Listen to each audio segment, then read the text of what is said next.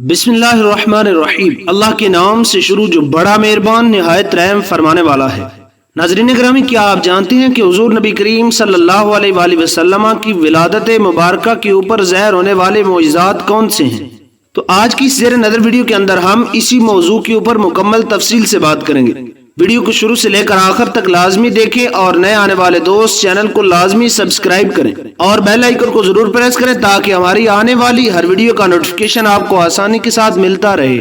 تو چلتے ہیں موضوع کا باقاعدہ آغاز کرتے ہیں۔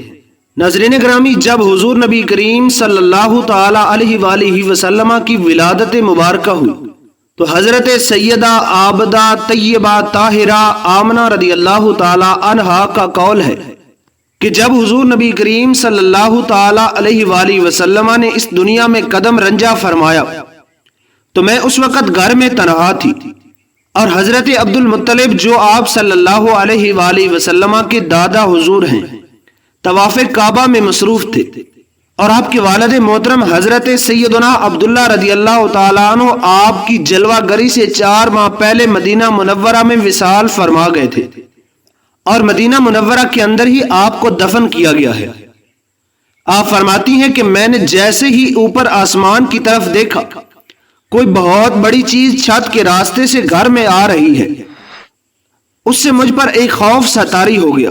میں نے محسوس کیا جیسے ایک سفید پرندے نے مجھے اپنے پر میں لپیٹ لیا ہے۔ جب ایسا ہوا تو میرا خوف ہراس جاتا رہا۔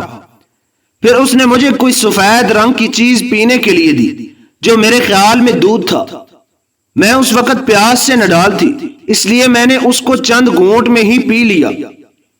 پھر میں نے لمبی قد کی حسین و جمیل عورتیں دیکھی جو عبد المناف کی بیٹیوں سے مشابہ تھی، وہ میرے چاروں طرف جمع ہو گئی اور میرا حال دریافت کرنے لگی۔ پھر میں نے ایک ریشمی کپڑا دیکھا جو زمین سے آسمان کی طرف لٹکا ہوا تھا۔ میں نے کسی کو کہتے ہوئے سنا، اسے پکڑ لیجئے۔ جو ہی میری آنکھوں سے پردہ ہٹایا گیا تو میں نے زمین کے مشرق اور مغرب کو دیکھ لیا۔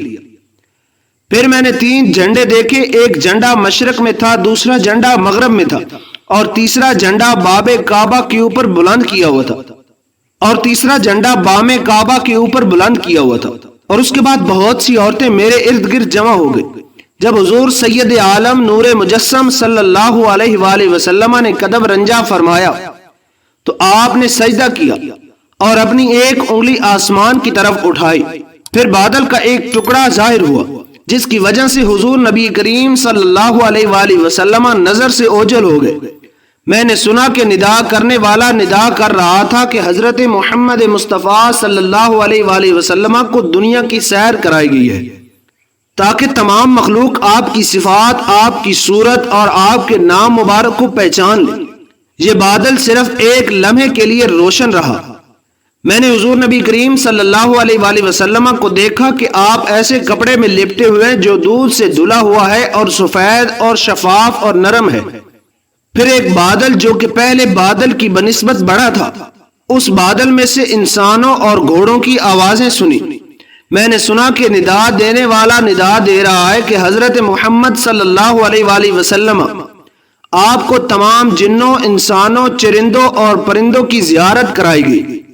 پھر آپ صلی اللہ علیہ وآلہ وسلم کو حضرت آدم علیہ السلام کی بزرگی اور حضرت سیدنا نوح علیہ السلام کی رکت اور حضرت سیدنا ابراہیم علیہ السلام جیسی آزمائش اور حضرت سیدنا اسماعیل علیہ السلام جیسی زبان اور حضرت سیدنا یوسف علیہ السلام جیسا جمال اور سیدنا یعقوب علیہ السلام جیسا بشرہ اور حضرت سیدنا داؤد علیہ السلام جیسی صورت اور حضرت ایوب علیہ السلام جیسا صبر اور حضرت سیدنا یحییٰ علیہ السلام جیسا زہد اور سیدنا عیسیٰ روح اللہ علیہ السلام جیسی سخاوت عطا ہوئی۔